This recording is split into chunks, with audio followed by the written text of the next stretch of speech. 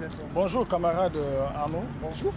Mais je constate que depuis un temps, la mairie de Libreville, dont notamment le service d'hygiène, a redémarré les contrôles. Vous voyez? Vous voyez?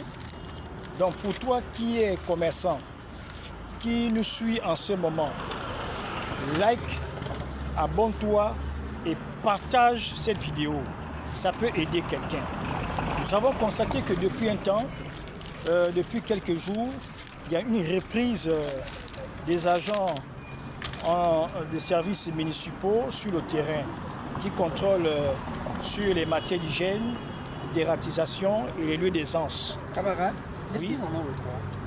Bon, le droit, ils ont le droit d'inspecter, de mener des opérations de contrôle, d'inspection d'hygiène. D'accord, on va peut-être leur donner ce bénéfice de doute, mais déjà avoir la sermentation, je ne pense pas qu'ils en ont, parce que c'est le ministère de la Santé, en réalité, qui a la compétence en matière hygiène publique et d'assainissement. C'est ce que je me disais bien.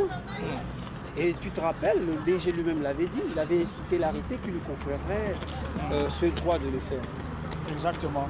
Mais encore, c'est ce qu'il faut retenir, c'est que sur le document-là, il n'est nullement mention le nom d'une autorité. Vous voyez, on voit ici le contrevenant.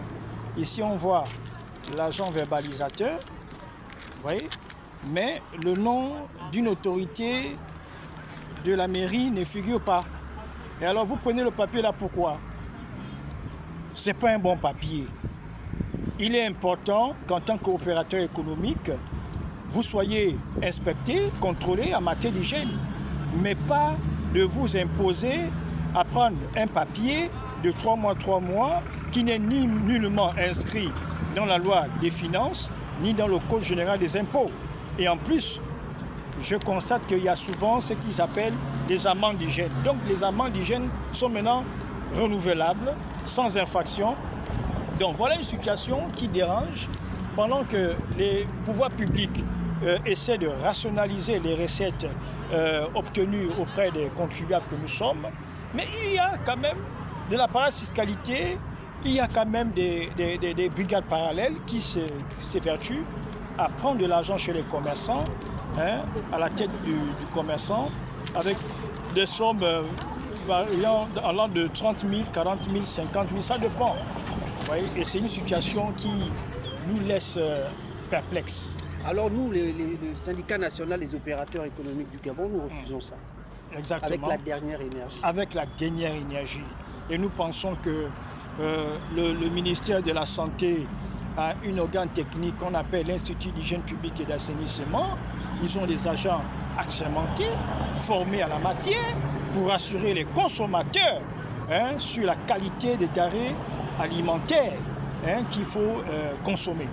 Vous savez qu'aujourd'hui, on peut aussi constater la présence de la DGCC qui fait dans le contrôle qualité en matière de date limite de consommation. On a la Gaza qui, eux aussi, se penchent sur la qualité des produits puisqu'ils imposent ce qu'ils appellent encore quoi? L'agrément sanitaire auprès des détaillants, des boutiquiers. L'agrément sanitaire, c'est pas pour les fermes ou bien? En réalité, la Gaza est sous la tutelle du ministère de l'Agriculture, de l'élevage et de la pêche.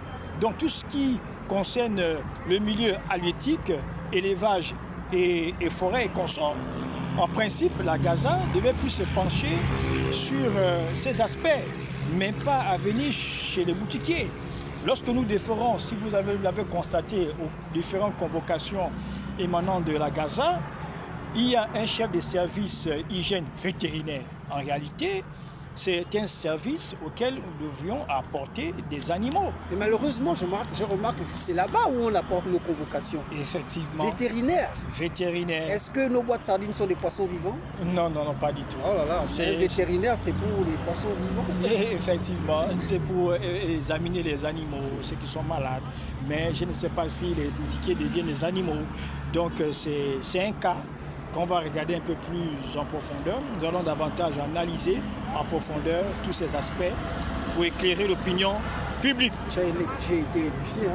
Merci. Merci, Merci, camarade. de vous savoir toujours attentif à toutes les explications du Sinopec.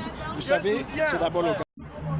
Alors, nous allons, pour ce premier numéro, inviter les commerçants, les chefs d'entreprise, les opérateurs économiques, les contribuables, de ne pas vous faire avoir, parce que ce document-là, du service d'hygiène, en réalité, ne contient aucun nom d'une autorité à la matière. Donc, il n'y a même pas le nom du maire, il n'y a pas le nom de l'inspecteur général municipal, il n'y a pas le nom d'un agent assermenté, il n'y a rien du tout.